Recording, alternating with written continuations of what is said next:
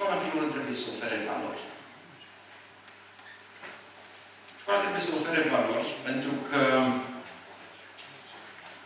în ziua de astăzi copiii au foarte mult zgomot de fond. Există foarte mult zgomot de fond în societatea de astăzi. Nu vreau aici să vă dau neapărat foarte multe exemple. Dar copiii de astăzi sunt expuși la lucruri la care noi am expuși mult mai târziu în viață. E bine, e rău, prea puțin contează. Asta este realitatea pe care noi trebuie să o gestionăm. Ori, într-un mediu în care copiii au foarte mult zgomot de fond, școala românească și societatea românească trebuie să ofere repere. Trebuie să ofere valori și repere. Trebuie să ofere lucruri care sunt dincolo de acest zgomot de fond pe care copiii îl simt. Și avem aici tineri și ei sunt expuși, repet, astăzi, la lucruri la care noi eram expuși poate la 18-20 de ani.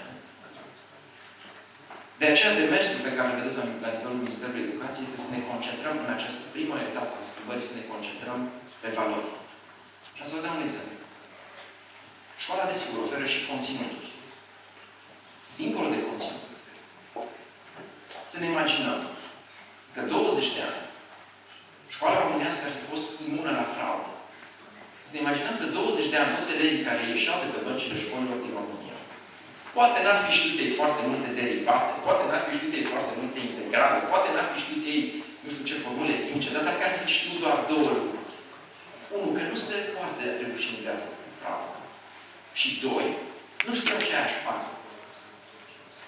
Deci dacă 20 de ani școala ar fi oferit doar aceste două, sau, mă rog, pe lângă conținutul, ar fi oferit aceste două valori, am fi avut astăzi între 5 și 6 milioane de români care n-ar fi știut ce-și facă și n-ar fi știut ce fac.